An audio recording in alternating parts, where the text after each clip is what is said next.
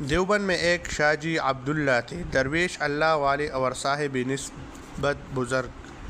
انہوں نے اپنی گزاری کے لیے معمول بنا رکھا تھا کہ روزانہ فجر کی نماز پڑھ کر سیدھے جنگل جاتے اور وہاں سے قدرتی گھاس کاٹ کر اس کی ایک گٹھلی بنا کر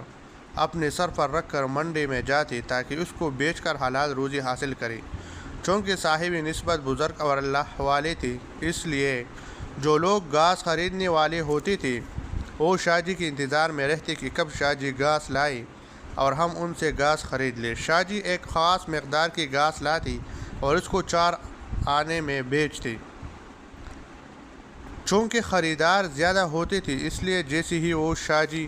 کو آتا دیکھتے فوراً ان سے خریدنے کے لیے دوڑ لگاتے، اور شاہ جی کا اصول یہ تھا کہ جو شخص سب سے پہلے اس گٹھلی پر ہاتھ لگا دیتا وہ گٹھلی اس کو بیچ دیتے اور اس سے 4 آنے وصول کر لیتے،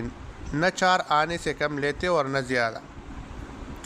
ان 4 آنے کو خرچ کرنے میں ان کا حسن انتظام یہ تھا کہ 1 آنا غرباء، فقراء اور مساکین پر صدقہ کر دیتی، 1 آنا اپنی ضرورت کے لیے رکھ لیتی، 1 آنا اپنی بیٹی کو دے دیتی اور 1 آنا دارالعلوم دیوبند کے اکابرین اور بزرگوں کی دعوت کے لیے جمع کر لیتی۔ یہ تقریباً 1.5 صدی پہلے کی بات ہے، جب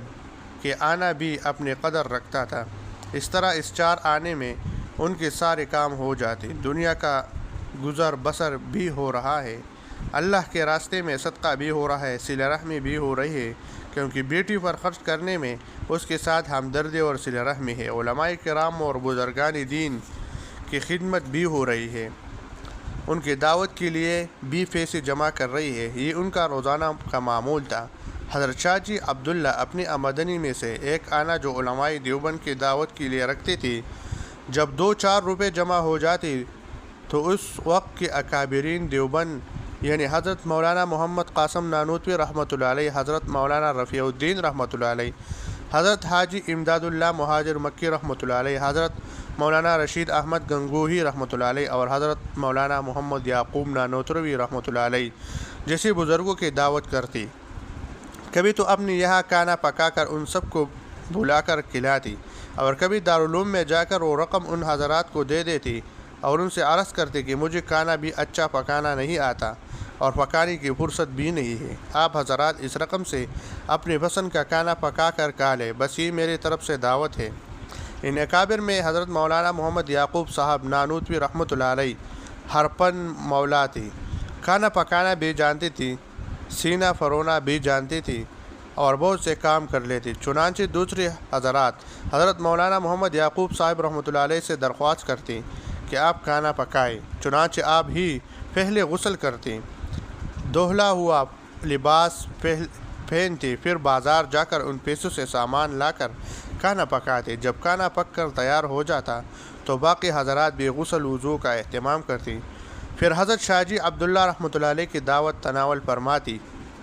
یہ حضرات اکابر فرماتی تھی کہ حضرت شاہ جی عبداللہ رحمۃ اللہ علیہ کی اس دعوت کا ہماری اوپر ہی اثر ہوتا کہ 1 مہینے تک ہمارا دل روشن ہو جاتا اور ہمارے دل میں آخرت کی تیاری کے جذبات اوپر آتے، اور راتوں کو ہم مصلی پر کھڑے ہو کر اللہ کی یاد میں گزارتے اور دل کی کیفیت بدل جاتی، قلب منور ہو جاتا اور اللہ اللہ کرنے کو جی چاہتا۔ کھانے سے پہلے کی کیفیت اور کھانے کے بعد کی کیفیت میں نمایاں طور پر فرق محسوس ہوتا اور 1 دن کی دعوت کا 1 مہینے تک اثر رہتا۔